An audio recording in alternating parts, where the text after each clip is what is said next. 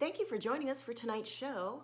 My name is Keiko Agena, and I am one of the new members of Impro Theater Main Company. Now, we recognize the immense challenges that artists and theater companies are still facing in the light of the pandemic.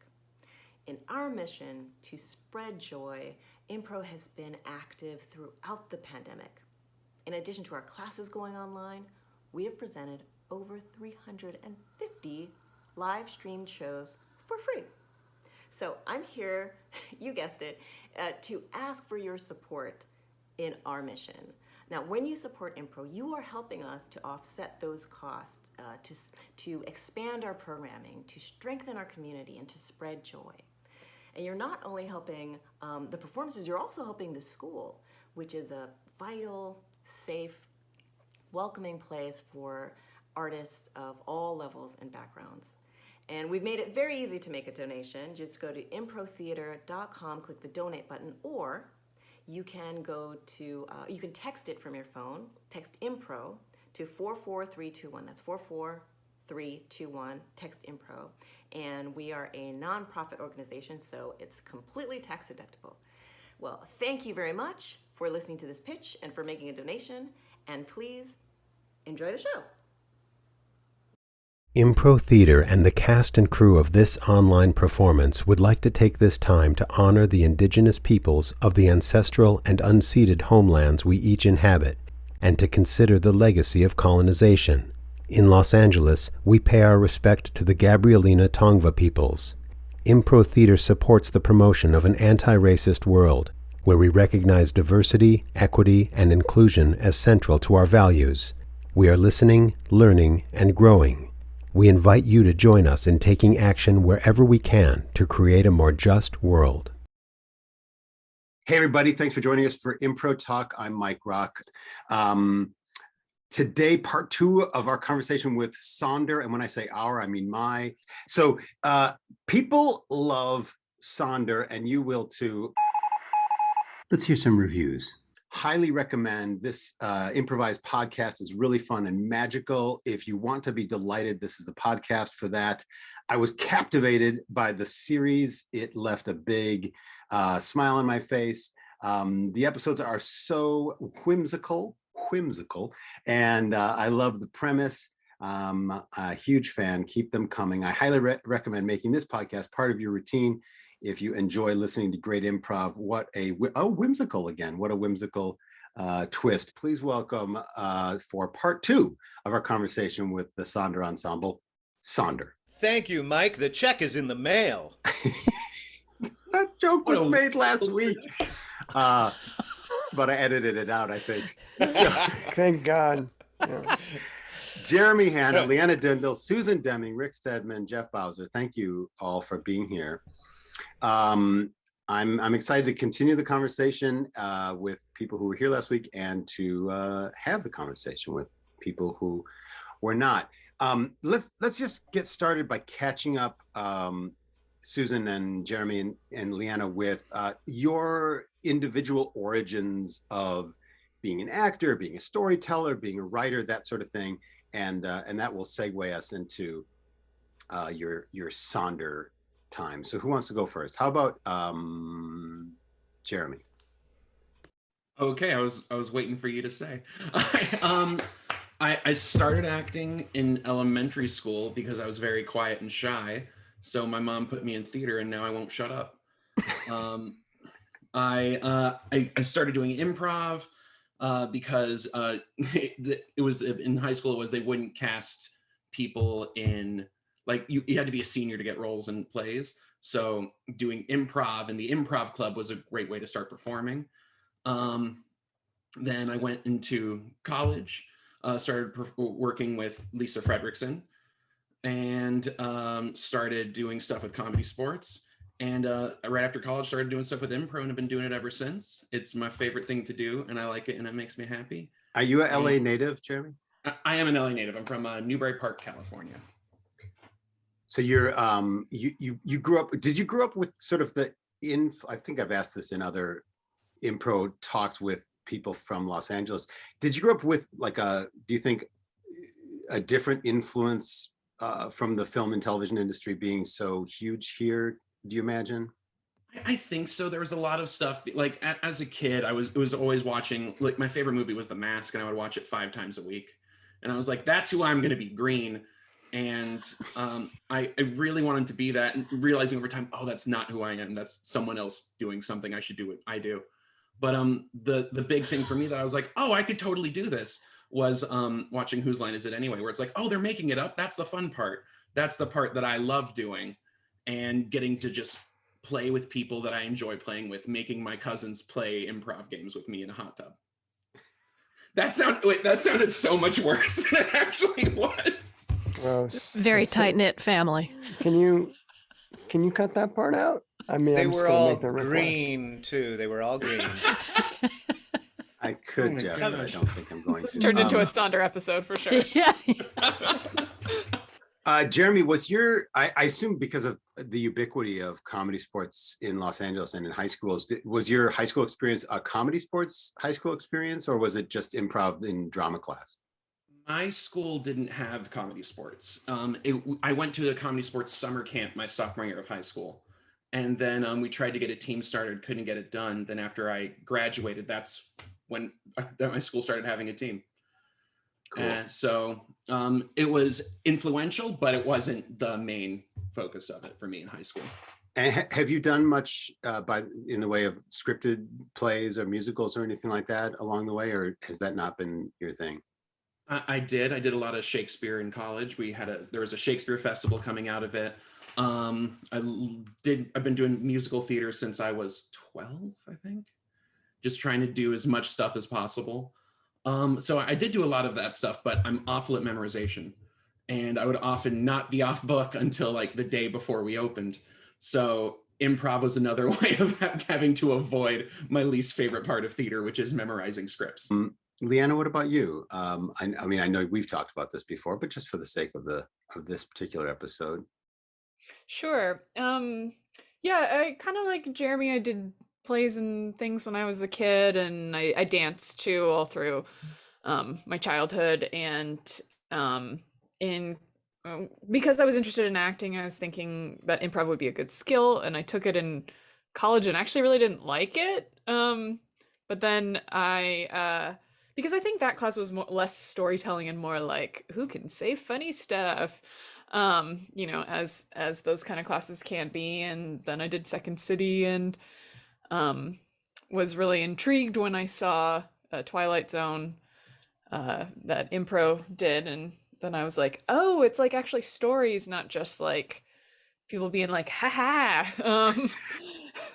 And so then I was like, oh, improv can be telling a story all together, and that's what I love about it now. Great. And Susan, you have a long theatrical history. I think you were the kid in the neighborhood organizing friends and family to do plays in the backyard. Yeah, kind of. I mean, I was definitely kind of the class clown. And my dad was a huge fan of comedy. And I grew up in the 70s where like every other show was a comedy and sketch show. It was like Flip Wilson and the Smothers Brothers and Sonny and Cher. So it was always like singing, dancing, doing funny skits. So that just sort of was a way that I communicated with my family and with my friends. Just doing bits like Jeff Bowser likes. It was all bits all the time. So I sort of grew up with that. And like Leanne, I was also a dancer, and I really wanted to be a prima ballerina, but I just didn't have the flexibility. So I ended up going to theater school. Really just loving that. And it sort of took me to the Groundlings when I came out here, because there was a great show at Northwestern called The Meow Show, which was the improv show.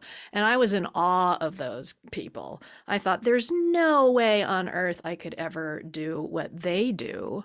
So I always avoided improv until I came out here, and like everybody said, well, you got to do the Groundlings. You got to do the Groundlings. So I did. kid, and it chewed up my soul a little bit for improv.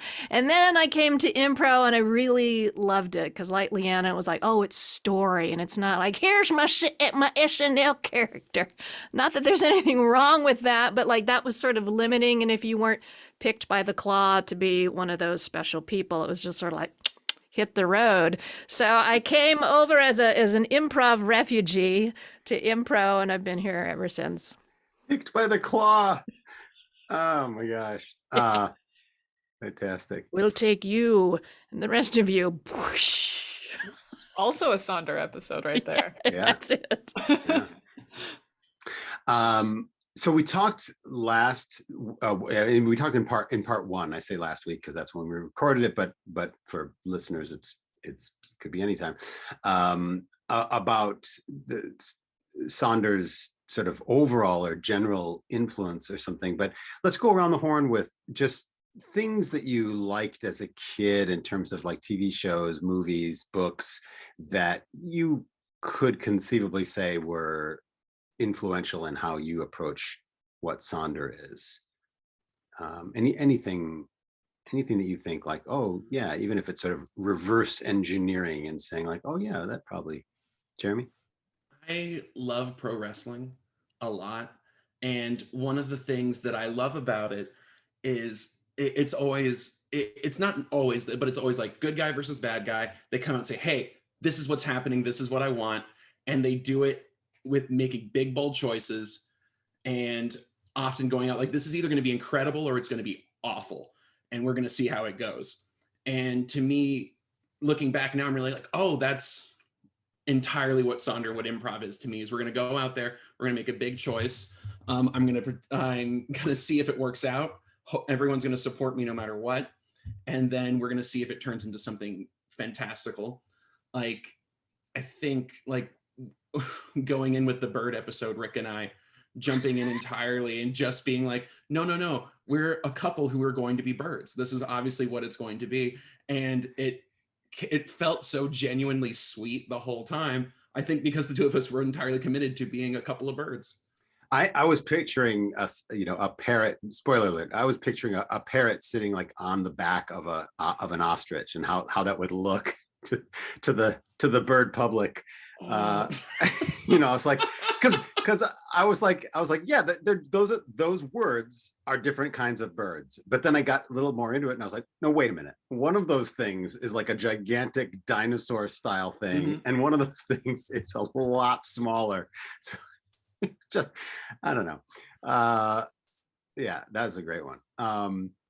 Who else with early? I love that, by the way, that pro wrestling influence for improv generally. That's such a great point. And I saw Jeremy do a noir, playing a real, villainous character in a noir one time, and that does fit. When I think about it, I'm like, oh yeah, that could have been a pro wrestling villainish character.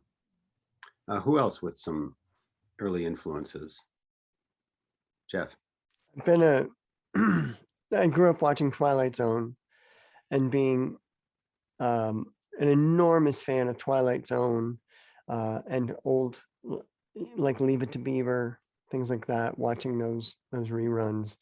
I grew up watching cartoons as a kid, on Saturday morning, but Twilight Zone was so huge in my life growing up, and like reading lots of biographies on Rod Serling and where he came from, and his birthday is on Christmas Day, by the way.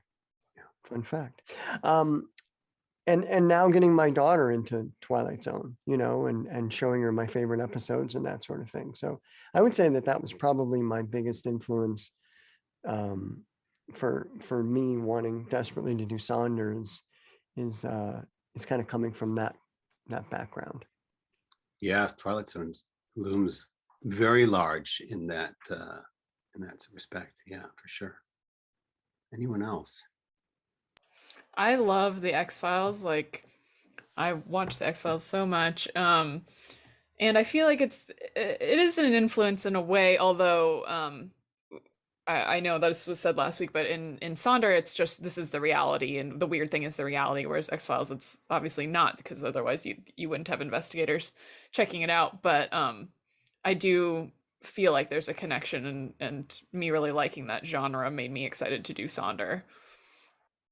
Susan or Rick, any thoughts about early influences? Yeah, I mean, from a very early age, I was always looking for something else on our plane of existence. So I was always into like sea monsters, ghosts, aliens, all of that stuff. I love it. So Sonder could like literally be extracted from my DNA.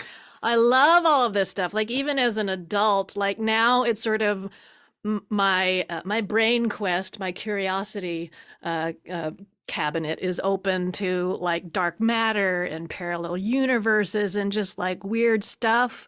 Like I've always loved weird, wonderful stuff because I still think it might be true somewhere. And like the truth of our existence is even weirder than we can imagine. Like we just found out that there's a new type of black hole that we didn't know about. And like the James Webb telescope is going to show us more about the beginning of our freaking universe. So like I've just always been in love with the tale of the other since I was very, very little. That's so funny, Susan, because that just reminded me that when I was a kid, when I was bored on field trips, I would be like imagining that like we went to like the water, like that makes the water for the city, and it was the most boring field trip ever. But I was like, maybe there's like some sort of sea monster in the water supply, and I'd be like imagining like finding it and having to like take it home and like save it like ET from the scientists and stuff. Totally, that would be awesomer. It would be awesomer than what we've been given, man. Did it ever happen to you guys when you would go somewhere and you're like, oh, I'm gonna go pick this candy, and then you think, are all the other candies in the dish sad that I didn't pick them? Yeah, I've had that kind Because of that thing. feels like the same train of thought where I assume, I don't know if it's because of Pixar or what, but I assume every inanimate object has a personality and that I have somehow offended it. Or that I'm like, Yeah, oh, no, they're sad. that's the legacy of Toy Story right there. That is a deep neurosis that's been implanted in a lot of generations through those movies. Yeah. The sad candy. Yep. The sad candy conundrum. I love Cabinet of Curiosities. That's a great idea. Well, that's stolen from Stranger Things, like a Curiosity Cabinet, I think Right. it was. Yeah. I can't claim that, but I feel it. And like Jeremy, I do know what you mean. Like, and story is like an empathy engine. So I think because you are more of an empath and you're more of a storyteller, and like Leanna, like just in the surroundings, like we just create story when there's nothing there to tickle our fancies. Share No, your I'm just kidding. influences, Rick. I think, I mean, like I agree with all the ones that have been said to different degrees, like had an impact on me in terms of like, you know, they're kind of foundational to what we do in Sonder. And I've always been kind of an omnivore when it comes to like movies and TV shows and books, and I'm just kind of like I think there's a part of me that really doesn't want to not know what people are talking about. So there's some like neurotic part of me that's like, I need to have seen and read everything, which you can't do. But I think like in addition to, you know, most of the stuff that's been mentioned has been sci-fi, and a lot of Sonder is kind of sci-fi, but a lot of it isn't. I think a big impact that we don't really talk about that much, but is a huge part of the series, is horror.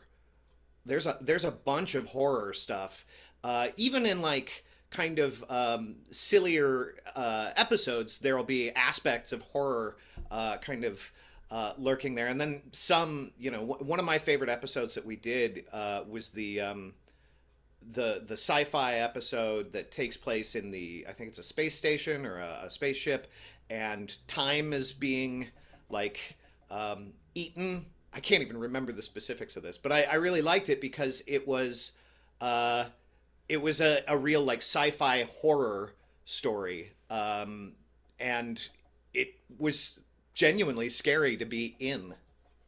I wrote down, Jeremy gave a word for chromation or Chronosians. Chronosians. Where did that just come out of your improv brain? So it comes from video games. Does it really? Okay. Because Chronos was I think had something to do with time, and there was a game called Chrono Trigger where it was all about time travel through things. So it was, okay, Chronos, how do you make that a person? Add Jun. So Chronosian. I love it. It was Chronosian or Chronoite or something like that, and Chronosian flowed better in my head. So it was, yeah, so it's CHRONO, so as in time, having to do with time. Yeah, not as in chronic like the album. Right. I loved when that came up in that episode as a plausible explanation for what's going on. And the yes ending in that, I don't remember if I heard that live. So I might be only remembering the sweetened or recorded version, but the yes ending of going deeper and deeper and deeper into trouble and not being afraid to make things worse before anybody tried to offer any kind of a solution was just really great. It was also really fun in that one how people would start looping. Yeah. And everyone was immediately like, cool, we're looping. That's just what we do. Whereas I feel like it would be so easy to get trapped in a situation where it's looping, like, what are you doing? Don't do that. What's going on? As opposed to just, like you said, yes anding and supporting what was happening. When we're improvising on stage, it's sometimes, particularly if the ensemble isn't super experienced with one another, it can be difficult to telegraph an impulse or an instinct or a choice that you're trying to get into other people's heads. Do you think it's harder or easier with headphones on and your eyes closed and your cameras off to do that sort of thing, to kind of get across the idea that, okay, we're looping? I think it's both harder and easier.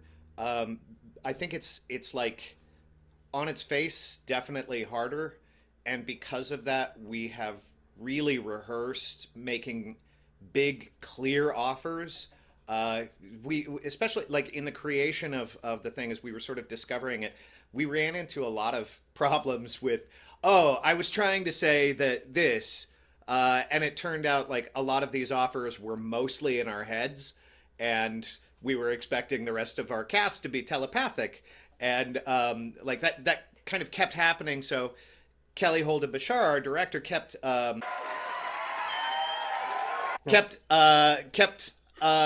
moving us toward like, all right, but be clearer, like plant the flag, like really clearly, state it. It's that thing of like, as improvisers, I think we all want to be subtle and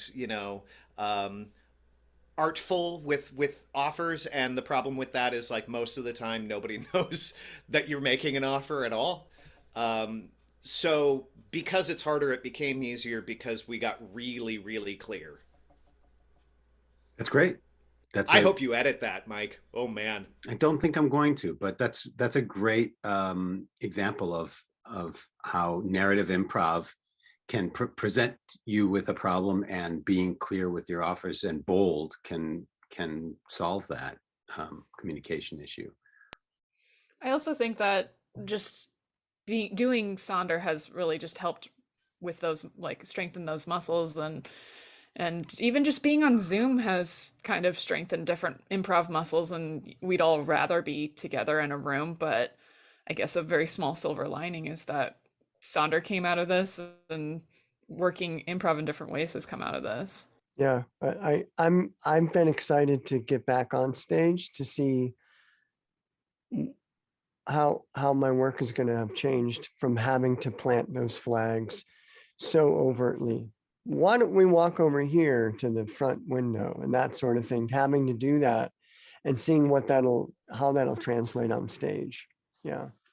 I think it'll be very positive. I can only imagine it would be so much better to be clear than coy, I think, especially, when you're trying to tell an hour or a 2-hour story together. Who has favorite episodes that they want to brag up a little bit? Because you're about to embark on a new season, which is going to yield a whole new batch of podcast episodes. Who has some favorites? My two favorites are the Chronosians, the clock sci-fi time meeting episode that I I can't think that's remember called the Stuck. Is it called Stuck? Stuck. Thank you. Yes, Stuck. Stuck and Sondermom are my two favorites. There was one that took place in a museum that went through paintings. Mm, I yeah. wasn't in that one, but listening Yeah. to it was just magical. Being like, oh, I know a painting, like hearing the actual descriptions of it. And I also one of my favorite recent ones I was in was there was a ghoul and a piano. Yeah, oh And man, I love that. that was a lot of fun. It was just so friggin' creepy. I like in general I like to stay happy and keep things light, but that one I was like, no, we're going down a dark rabbit hole today. And it's the devil. And it was so much fun. Yeah, I was gonna say the Ghoul and the Piano one too was one of my favorites. And I don't. This one didn't become an episode, I don't think. But the one where the people were in the trees was like being in that was like weirdly real to me. Like I was like seeing it all when we were recording it, and like I don't world building wise, I liked that one a lot. This might be a little insider baseball, as they say. Is there a Sonder production rule about how many cast members have to be available in order to, go forward with recording? Or do you say like, oh no, we need to have at least, 6 brains in the room to embark on an episode? I think we definitely have 6 to 7. And I think because we all love it, I don't think we've ever had a time where it's been like, dude, there aren't enough people in the show. It's more like, if there's an extra show, I'm happy to go in for it. So I think we're pretty lucky in that regard. But I think 6 to 7 brains is kind of the sweet spot for us. Yeah. Yeah. I think we've had like 2 or 3 where we had 5 people, but Yeah. but otherwise for sure, like people are usually like, oh, do you need to sit out? Could I come? Like, I feel like once you get above 8, especially with a no visual component, it starts to get a little scatterbrained, where it's everyone trying to everyone throwing an idea to see what sticks, and they all try and make them stick. And but I'm also now very intrigued at a 2-person Sonder show and what that would look like. I think it would just be Waiting for Godot. I don't know for sure, but I think it could be very interesting. We'll do that for Halloween. We'll do Sonder Fun Size. Talk a little bit about the difference in, I guess, both your experience and the listener experience of live versus the final product version. What is that like as a creator to have done an episode and then hear the edited version? I was gonna say it's kind of the process is cool to me because I'm a writer, and there are times where I'm just like sitting there and just like staring at the screen and the cursor blink and write 2 words in an hour. And I think this is sort of the best of both worlds, where it's like improvised and just the the hits are coming and the ideas are coming out, and then we have the chance to kind of fix it up and polish it up later. Yeah. Yeah. For me, it's interesting because I always forget what the shows are. So when you're asking, what's your favorite show? I was thinking the museum one, but I forgot all about the eating time, and I forgot all about the one with the gremlin and the piano and all that stuff, So for me, it's an opportunity to actually listen to the story as opposed to be in the story. And I usually listen with my 11-year-old daughter because she's like an enormous fan. So getting that perspective as well is really huge, because she picks up on stuff that I don't pick up on because I was in it. And then I don't pick up on because I'm listening to it and then referring back to how it was when we recorded it, or if I wasn't recording it. And then I get like that third perspective. So it really is interesting to see the evolution along the process, and then to see someone who has no idea about any of the process get to watch that as well. Surely you wouldn't have forgotten about the teachers who had to live at school and do their laundry in No. the pool. That's actually an interesting one to bring up, because I think that was one afterwards where a lot of us were like, we don't know how we felt about that episode. And then when it came out, it's like, oh, this is great. Like this turned out really well. It's become kind of a thing where the live episodes and the recorded episodes feel so different that it actually, I became a fan of the podcast because I'm like, oh, cool, I get to listen to this episode. I don't know what it's going to be. And it's a lot of fun getting to hear something and hearing it as an audience member, as opposed to just watching it, like you said earlier, inside baseball. Where like, okay, this is what was going on here. This is what was going on there. It's a new surprise for the cast.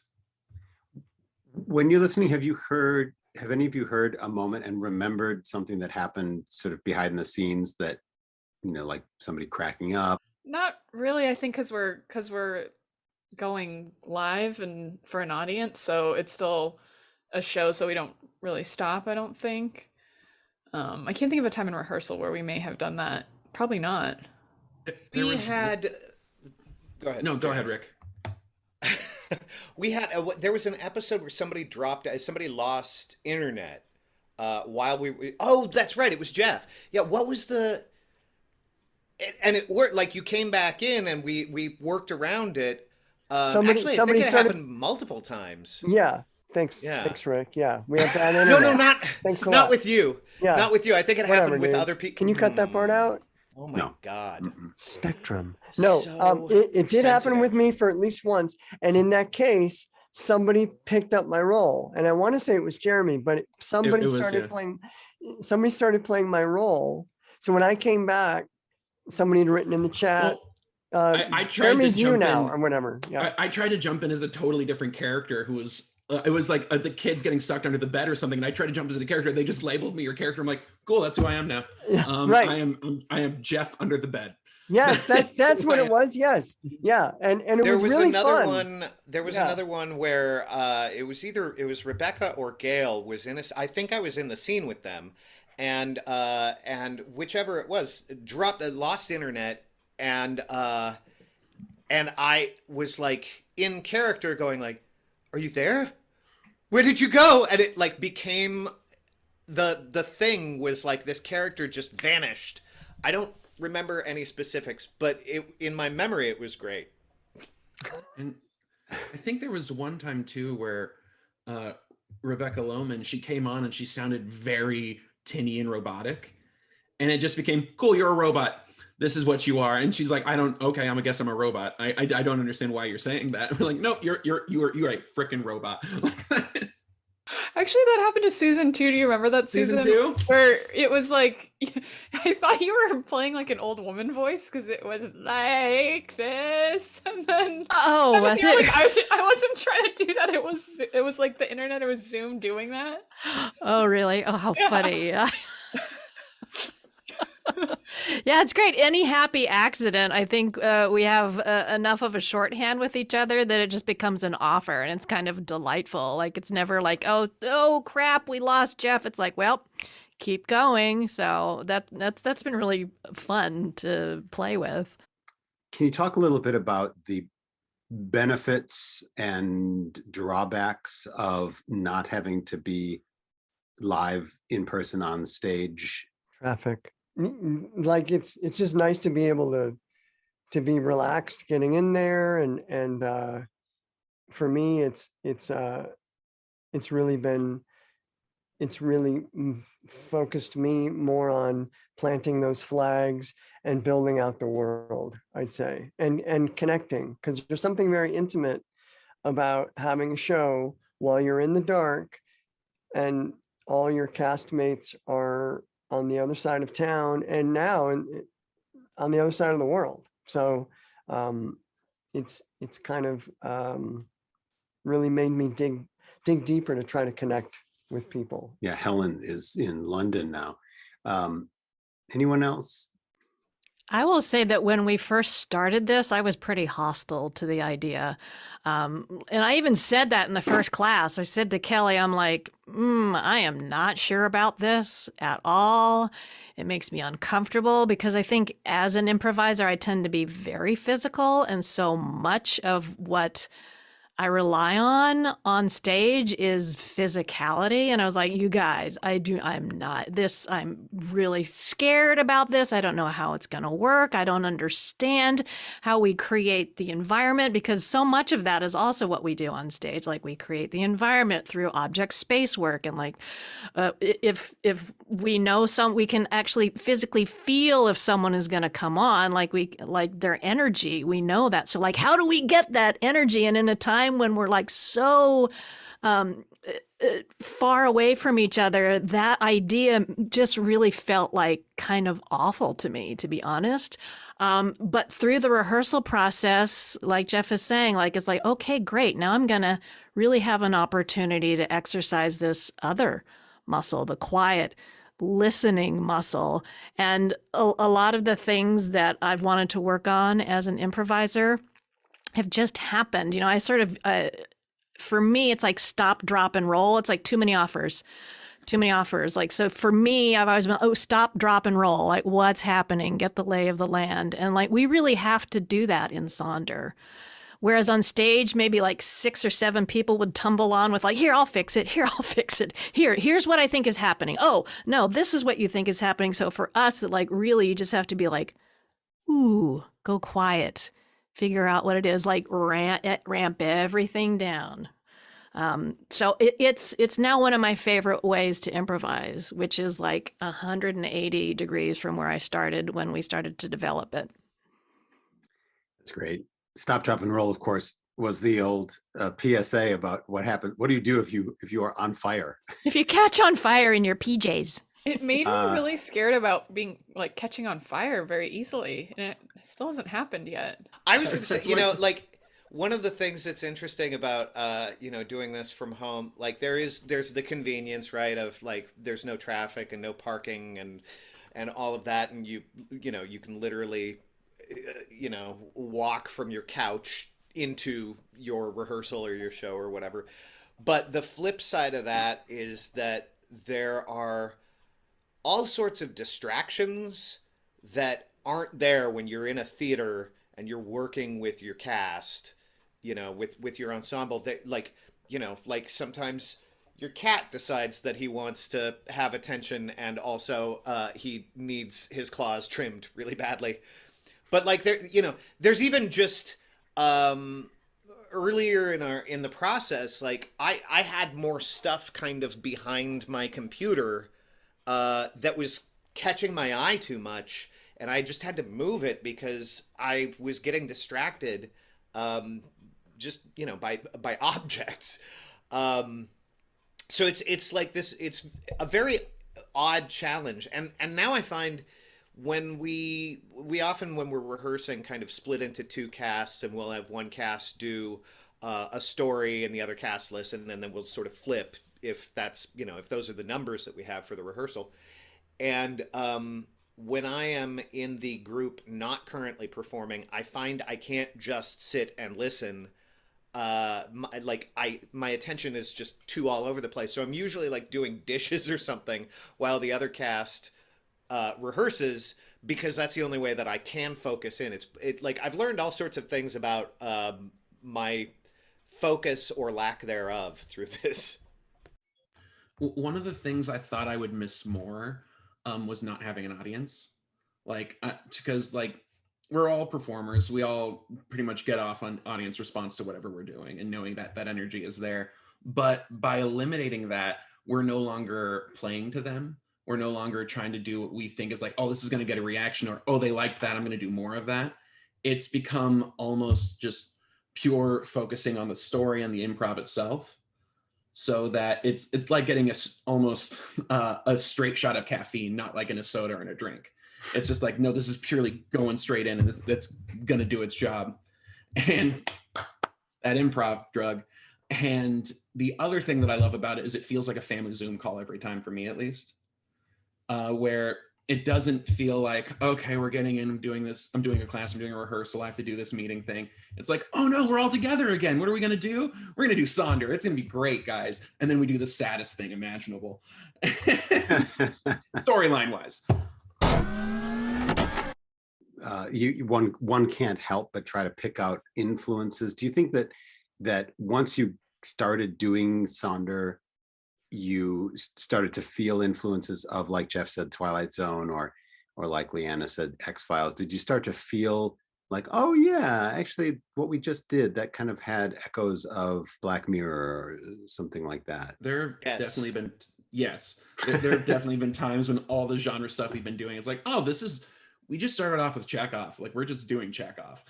And I don't think it almost feels like it's a cheat sheet of things we can pull from, where, excuse me, where it's like, okay, oh, this is what happens here. So I know how this archetype fits in. We can see how it changes. We can see how it moves forward.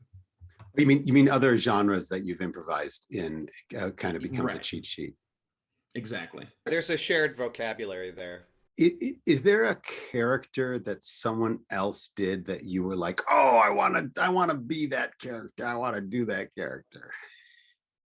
Every terrible person that Jeff Bowser has ever played, and he has played so many of them. Rico is my favorite. Rico. Rico. Rico. Remind us what episode that Rico's from. That's the Peter Pan episode. Oh, from Peter Pan. Yeah. But really, Rico shows up in a lot of episodes. Yeah. At that point, Jeff had already become kind of famous within the ensemble for these, like, just terrible, terrible, toxic dudes that he would play, which is hilarious because if you know Jeff, like, there is no one sweeter than Jeff Bowser, but he just would play these awful people. And there would be times where I'd be like, oh, man, I wanted to play an awful person, but, like, I clearly missed the window. Jeff clearly got there, and nobody's going to do it better. Wow. Yeah. In the Peter Pan episode, the character, that the analog for Wendy works in an office, and Peter Pan comes back looking for her, and close on his heels is the Captain Hook character, and they're kind of they're gross. And Susan's character is totally in love with the Peter Pan dude who's Yes. Oh my God. Oh my Rico- God. Although Susan and I end up together in that one. That's I'm right. Captain Hook, and we Yeah. we end up hitting it off. Spoiler alert. Rico gets nobody though. Rico gets nobody because he has Rico a deserves man nobody. bun. He is just He's got like a man he's bun, and isn't he in sandals too? With Yeah, socks, he- I think. Yeah. With Yeah. socks. It's not, listen, there's a reason why Rico's the way he I- is, and that's because he never gets the girl or girls, because that's I- how Rico plays it. I think right? they're Crocs. I think they're Crocs with socks. Oh, Yes. man. Crocs with socks, and man. it With rhymes. Ugh. socks. Yeah. Yeah. Yeah. What other characters do you have character envy for? Gabby Feldman. That's Oh, what I of was gonna say course. too. Yeah. Yeah. Yeah. That's Karen Karen, Feldman. Karen Foreman as Foreman Gabby Feldman. as the news sort of like sort of like an entertainment news type character with all Sonder breaking news stories. I would say like any older character that Susan Deming plays, like anytime the age gets above like 70, that's like, oh, well, she's got it now. It's I'm your girl. Anyone middle age and above. Yep. I also I also want to shout out every time Leanna plays like a witch or a hag, like, because it's always so unexpected for me at least, and it comes in like and I get very happy every single time. Oh, and our English Rose, Helen Alamano, playing the ghoul in piano. I Oh, was man, like, that's- oh, Helen, Dark Side, hello. Yes. That was a classic. and being the mom and Sonder mom too, right? She was Yeah. the biological Yeah. mom. The biological mom, yeah. Yeah. Yeah. And she Sonder was- mom and biological. Yeah, and she was kind of one of the bad moms of the Parrot Boys too. Like she and I were like just bad moms for the Parrot kids.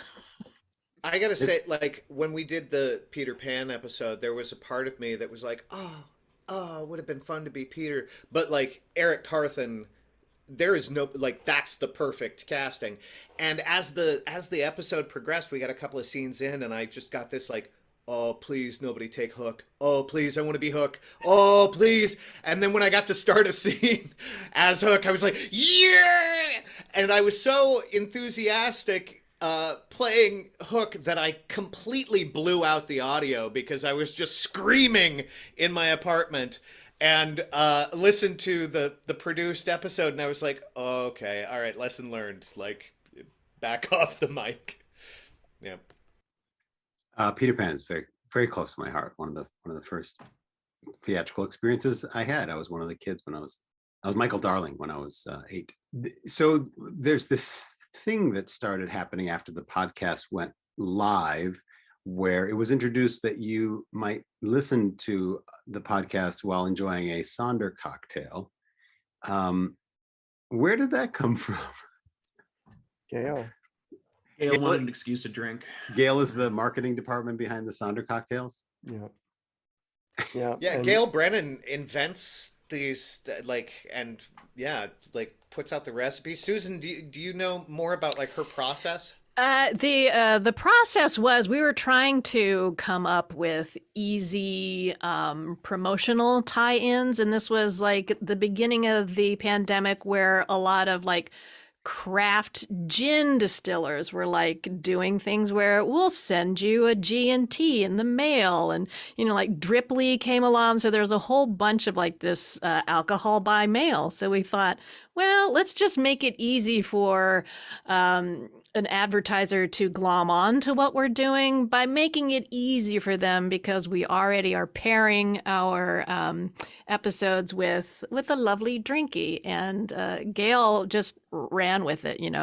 We would tell her what the episode was, and she would take it and she would create this craft cocktail that would be a perfect accompaniment to each episode.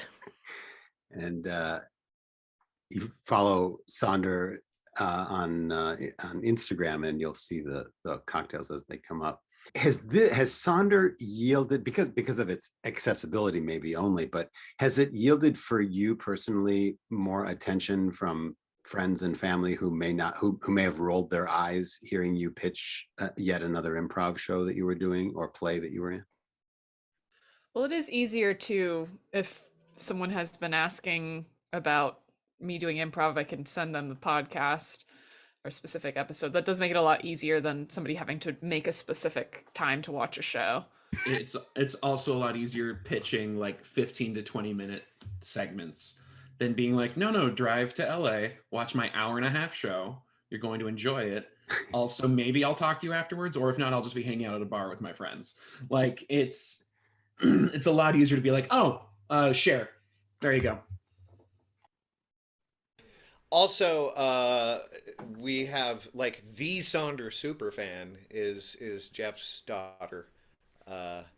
Like she was the first, like, talk about early adopters. She was our first like rating on iTunes. She was just like, she is into it, and that's like she's kind of become an unofficial mascot, I'd say. I think you're right. It's very cute to hear her talk to her friends about it. She's 11. And when we started this, she was 10 or maybe even 9. I don't remember. Yeah, she was little. And, but hearing her tell her friends and her friends like, I'm going to go home and listen to it.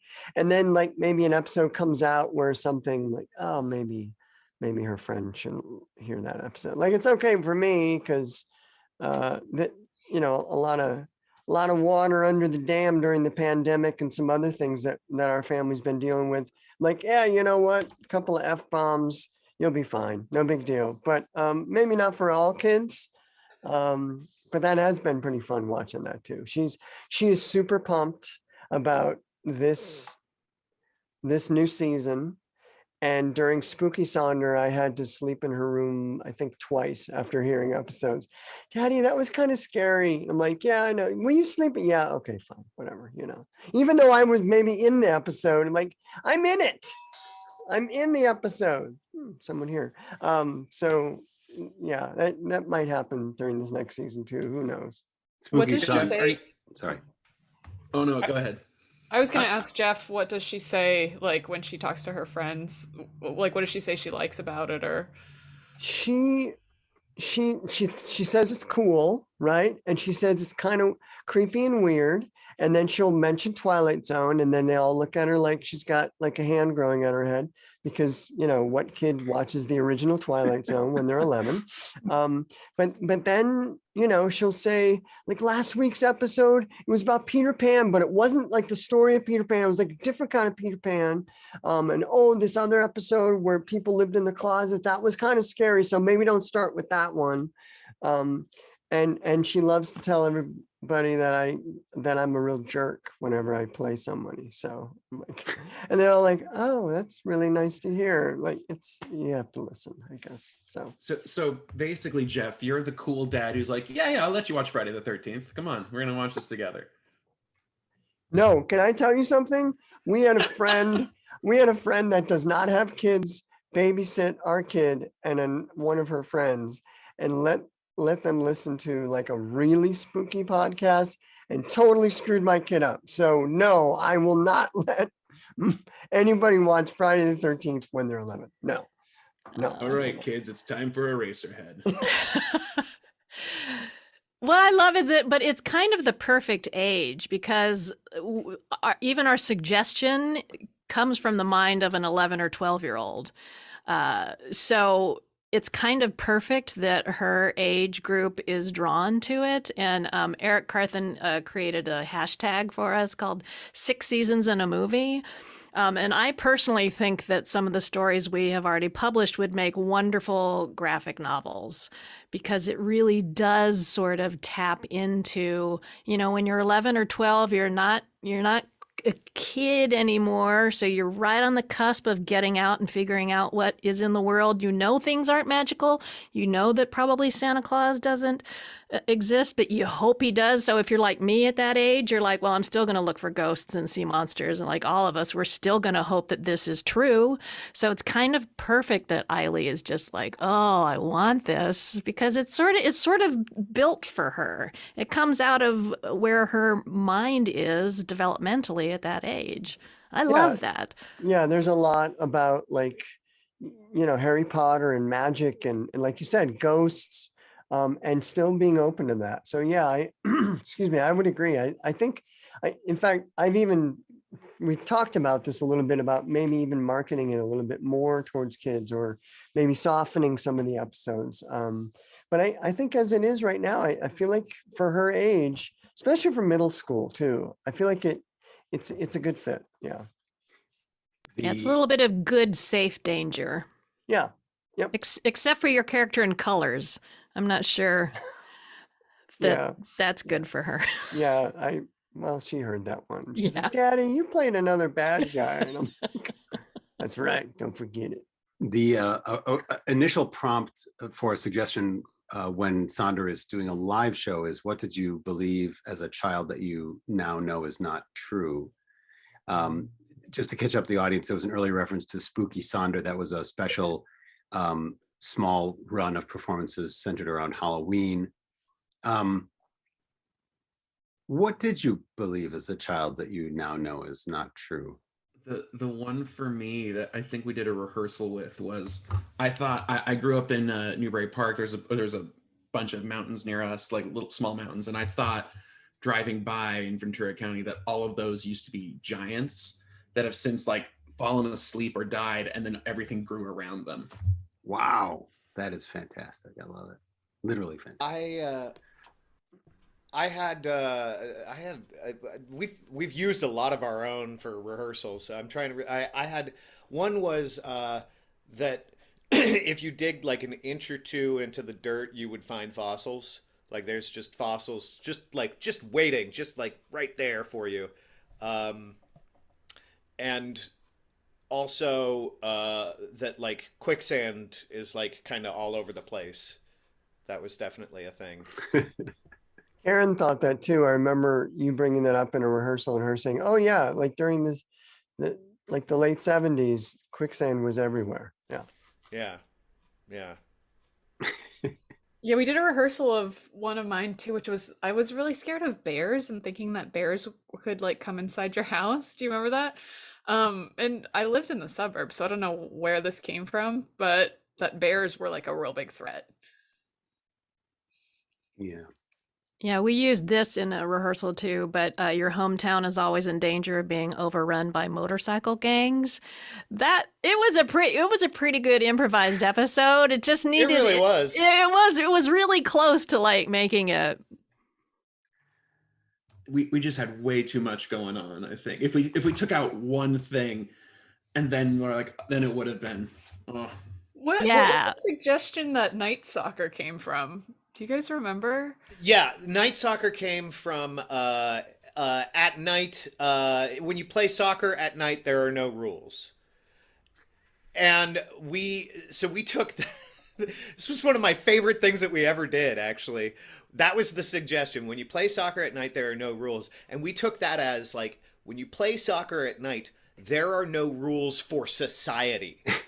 So It's like the purge almost. yeah, it became the purge. It became like just, well, you know, night soccer. So we're just mugging people and attacking and just, it was hyper violent because there was night soccer. So yeah. Lots of red cards. Yeah, lots of red cards. It was that one. Where did the Inker one come from? Oh, think that was that was in rehearsal, right? Yeah, no, that's no. yeah, Permanent marker is really permanent. really permanent. Yeah. Yeah. Mm-hmm. Yep. Forever. If there are people with children listening, what would you say the rating is? Jeff admitting as a parent that he has been maybe more liberal than he might with an 11-year-old's ears, but what would you say is an age limit for Sonder? It's like an 80s PG, where Yeah. it's like they would be like, oh yeah, it's PG. Also, they're gonna drop 3 F-bombs sometimes, and there's a lot of dead bodies. But it's at the same time, you're like, yeah, you can watch Goonies. Sure, go ahead. Yeah, and there might be a boob. No, This I is was just the gonna. tea. I This don't is the think we have many f bombs at all. It's very No, we rare. don't. I think we're at most we're a PG-13. I think most of the time we're PG. But like I think we have some episodes that emotionally feel like they should be R-rated because it's just so heavy, and like I'm still scarred by, you know, the Swamp of Sadness and Never Ending Story. What are you looking forward to when we, as a storyteller, as a performer, when we are able to get back into rooms? I think just like picking up on people's like little micro expressions and being able to like read them a lot better, because it's easy to miss things on Zoom, or there's like a delay and somebody jumps, you know, in their frame. Sure. We've been lucky enough to have Chris Dion as our technical improviser for Sonder, and he's brilliant. But and like he adds huge amounts to the show for us. But I think like I miss having a technical improviser on stage performances. You know, making lighting choices and ending scenes, and you know, sound effects coming in that, you know, there was a period at Impro where I think there was a breaking glass or gunshot sound effect that just kept like surprising people in the middle of stories, and I feel like that was a lot of Emily Jacobson like dropping gunshots in the middle of scenes, and all of a sudden, you know, you got to deal with that. But I miss that aspect, the technical improvisers getting that kind of control over things. I miss touching people. Yes. Like being able to reach out and just put a hand on a shoulder in a scene. It's one of my, to me, that's always like one of the more powerful things. I don't know why it's just that thing, but it always feels so like sincere and genuine whenever that happens. Or And, threatening, like, if it's a villainous character. Yeah. That was always a thing where it's like, oh, now we're definitely connected. Now we know what's happening. Yeah, it's we talked in Sonder Part 1 Impro Talk about the how the episodes are able to reach this emotional depth and resonance, and you're doing that, you know, from the privacy of your own homes, many of you recording with your eyes closed in a dark room, you know, without the possibility of feeling people's energy close to you or being able to physically touch somebody else. So that's really saying something about your storytelling. Jeff? I think it's, for me at least, it's, excuse me, I think it's forced me to be more open as a performer and be more vulnerable because I'm in a darkened room and only have my voice and can stand and turn away from the mic. That's about all I get.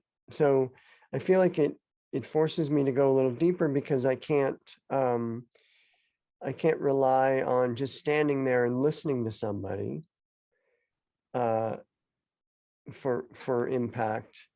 I have to maybe say something so they know, so that other character knows I've heard what they've said and how it affects me as another character. It's interesting too because I realized when we're doing Sonder, I don't actually close my eyes, but I'm imagining you guys like as your characters like with me in front of me, and that doing Zoom like where you're looking at your screen, you don't really do that because there is a person there and you're trying to like read what they're doing, but it is kind of nice to like imagine you guys like here in my office room with me improvising. That brings up a great point, Leanna. Are you picturing actually being in the place, the world of the episode with the other people, or are you picturing in your mind being on a stage? Well, I'm picturing the world, not a stage, and then it's like if it's Rick but he's playing a child or something, like I'm seeing a child but it's also like still Rick. It's like a dream where it's like it's not the person but you know it's the person. That's kind of what I'm picturing. Sure. That's exactly. Yep, agreed. I'm in the world for sure. I see the world that's been created, and like for the colors episode, I was seeing those colors and seeing the car painted a certain color and especially the room that we've created or whatever. Yeah. And then it's that dreamlike state. That's perfectly put.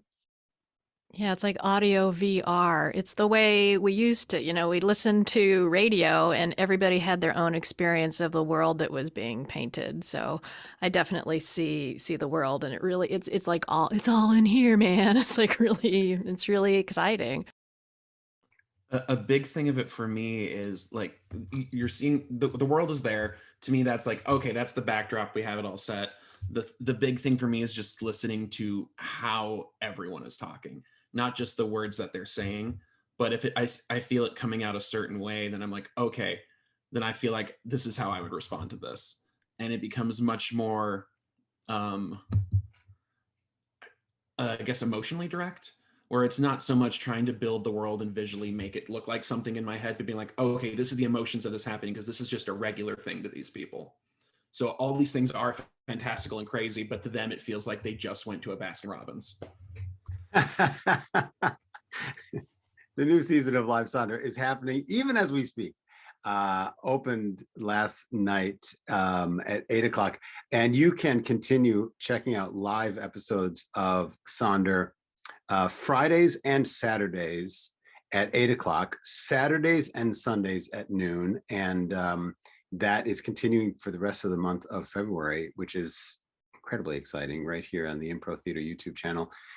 Thank you, Sonder, for being on Impro Talk. Thank you for doing your run on the Impro Theater YouTube channel. And thank you for being here for the excitement of a new run. Thanks, Mike. Thank you. Thanks for having Thank us, you, Mike. Mike. Yeah. Mike Rock, everybody. Mike Rock. Yeah.